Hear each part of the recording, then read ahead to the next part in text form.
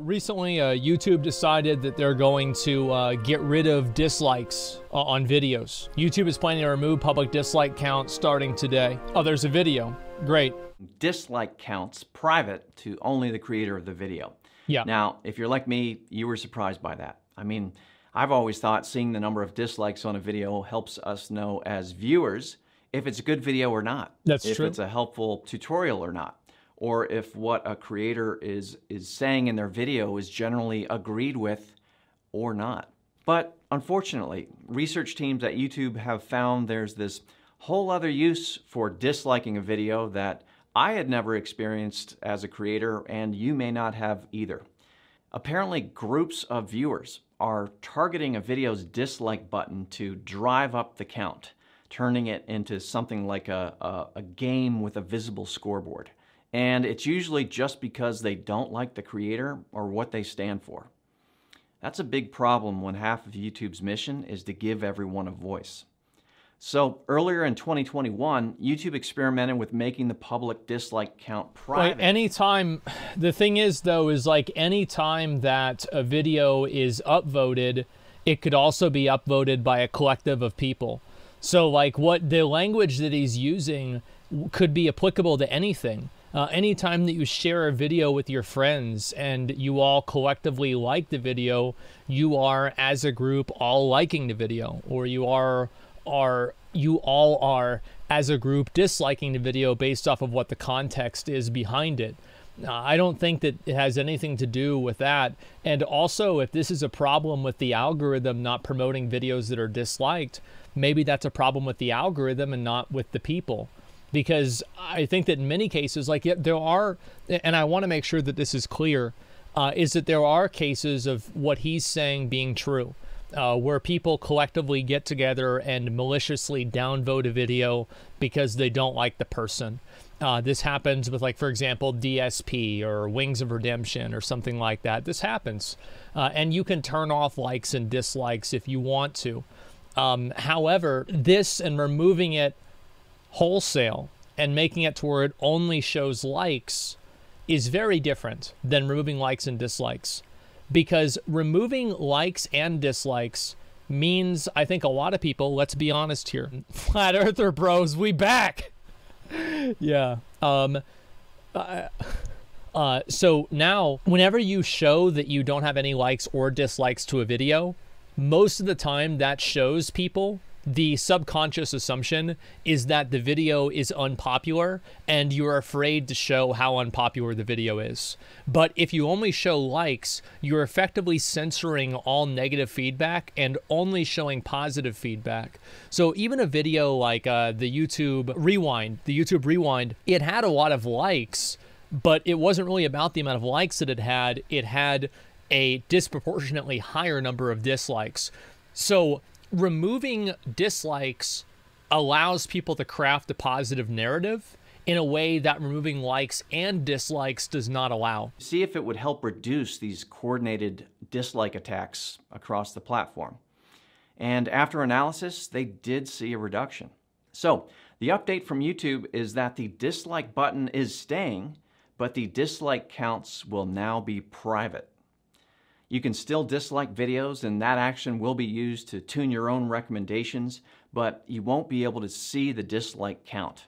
Only the creator can find it on the back end if they want. Now, a few common questions we saw from the initial experiment.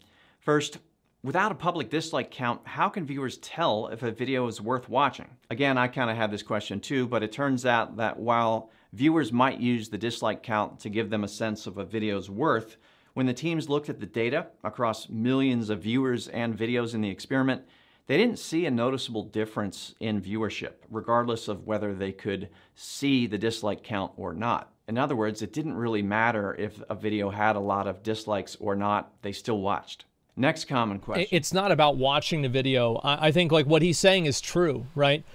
Is that a lot of dislikes, I will say, like, have you guys ever watched like a tech video? and it's like, oh, how to solve this problem that I'm having with like PUBG. PUBG won't load, or guns in PUBG won't show up.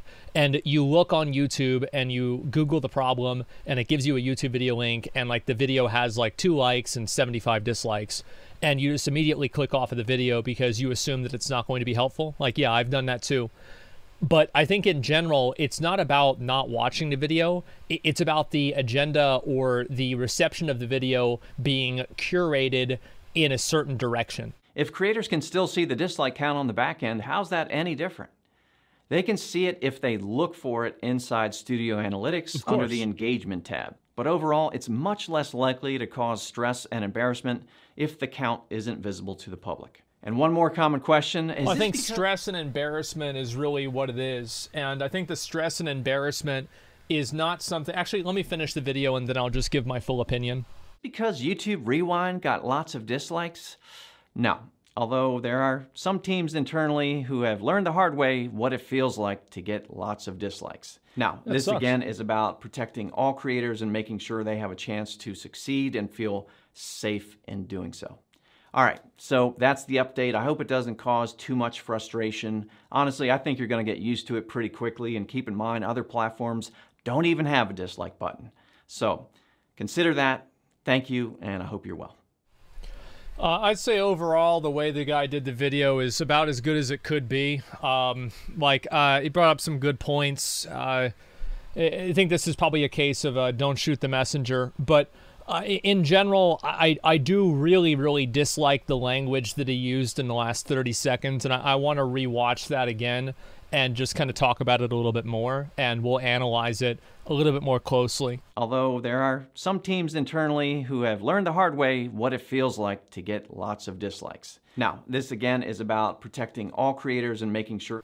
I don't think it's about protecting creators. I think it's about protecting corporate interests that are trying to push a specific or a very direct and overt agenda through YouTube. And YouTube had the dislike bar that allowed people to show that that narrative and that agenda was not legitimate, and it was not true, and it was not reflective of what the public wanted or what the public felt. And I think that the Gillette ad was a really great example of that, caricaturizing men as just, chauvinistic pigs, and giving them content like that and patronizing them as if they need a video to tell them not to be abusive or manipulative towards women. That was incredibly insulting to me as a man who's never done anything like that before in my life. And I think that if you were to do that to any other group of people, whether it be women or a minority or anything like that, based off of a stereotype that that group had, it would be equally disliked, and probably even more so. The idea that this is to protect certain creators is probably only 3 or 5% of the reason why this is being done. I think that the majority of the reason why this is being done is because you have these corporate brands that are now trying to push a message on YouTube, and the dislike bar gives the population and the community that they're trying to push this propaganda onto a way to negate that. Because whenever you see a video like that and you see such a huge dislike ratio, you can tell, okay, I'm not crazy, this actually is bullshit. But whenever you remove that dislike ratio, it's much easier to craft a narrative and have people go along with what you're saying, because you feel like you're just one and you see all the likes and you don't see any of the dislikes. So this is strategic curation and strategic censorship of the negative feedback that's received primarily by brands that are pushing messages that are not reflected by the public sentiment. And this is different agendas, different politics, different propaganda being pushed that's going to be less possible to be pushed back against whenever the dislike bar is gone. It suppresses the voice of the masses, exactly. And this is why it's happening. They have a chance to succeed and feel safe in doing so. See, I think this is another word that's used very often, and there are a lot of times where censorship and this type of control over thought and expression is created and is promoted under the guise of keeping people safe. This is not, I'm sorry, but a red bar on, or it's not even red anymore, it's gray, but a previously red and now gray bar underneath a YouTube video it exists separately from safety. This does not hurt anybody. Now, obviously, seeing it may make you feel bad or something like that, and of course that sucks, and I think that they should try to make sure that coordinated attacks towards certain creators don't happen, and I think it's easy to tell whenever they do, because I'm sure they have an algorithm of how frequently dislikes occur, and if you get 50 dislikes on a video that only had 5 before, you can pretty easily tell that based off of that algorithm, you can trigger a response in the system to check those dislikes to see if they are legitimate. It's very easy to do this, and it's not even something that they have to make a decision on their own, because it's all done automatically through an algorithm that's programmed into probably something that YouTube already has. So whenever I look at this thing and I see what they're doing, I think to myself, this is nothing about keeping people safe. This is about keeping brands safe. It's about keeping their propaganda safe, and it's about keeping their perverse and their myopic messaging safe from criticism. It's not keeping them safe from hate. It's keeping them safe from criticism. All right, so that's the update. I hope it doesn't cause too much frustration. Honestly, I think you're going to get used to it pretty quickly, and keep in mind other platforms don't even have a dislike button. So consider that. Thank you, and I hope you're well. Let's see if there's a dislike ratio on this video. There is. So there you go. There's no worse decision YouTube could possibly make. The community doesn't want this. Don't act like they do. No, they don't want this at all. This is something that's being made to make the, it's again, to make YouTube more safe for large brands that are trying to push messaging that's not reflective of the community. The people don't have they don't have a voice anymore. It's to take away the voice of the people. Let's look at some of the Blizzard videos. I'll give you an example of a company that's definitely really happy about this, and that's Blizzard. So let's go ahead and pull this up. Community Council, what's this here? Not fucking good. 5K to 9K, and people see that and they just immediately think this is the way people feel, right? Overlords of Outland, like every single Blizzard video is just extremely downvoted.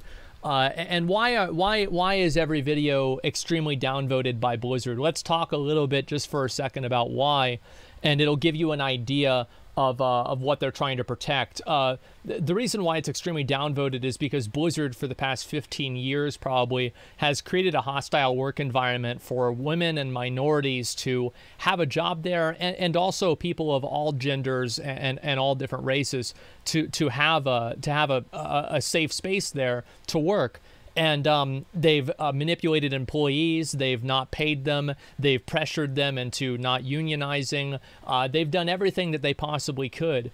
And that's one of the big reasons why it's downvoted. And then also the other reason is because their products have just increasingly gone down in quality. And I think people are frustrated about that. So whenever this happens, you have to really look at like what they're being, what they're safe from.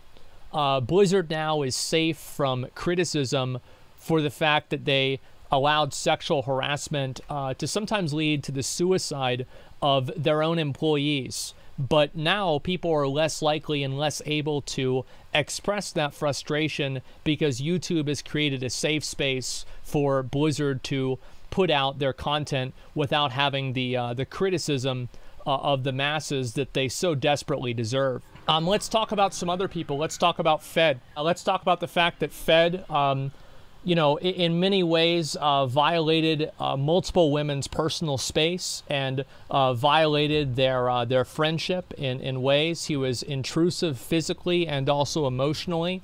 And this gives Fed the ability to put out his video about how he bought a dog and started working out, which somehow forgives him from potentially ruining multiple women's lives. This now protects Fed. This makes it more okay for him. And this is what's so funny to me about these different problems, is that these are done with the intent of safety, and what they actually do is the exact opposite.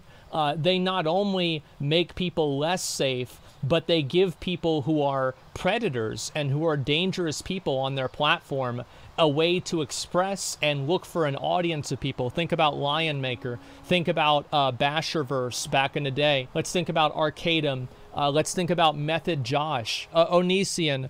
Phantom Lord. DSP didn't really do anything wrong. It's just an asshole. It doesn't really matter. Who cares? Syndicate, Grow Score, like Athene. Yeah, Athene is another example, right? And whenever Athene is now able to put out a video trying to advertise, oh, this is a good example. Whenever Athene or some of these other people that are creating their own cryptocurrency to scam and manipulate their audience, whenever these people are now able to put out that propaganda without any sort of pushback or any sort of repercussions through the audience, it creates a much easier window for those people to get through into the minds of the naive, the minds of the young, and the minds of the uninitiated, and take advantage of them. So this idea that it's going to make people more safe could not be more wrong.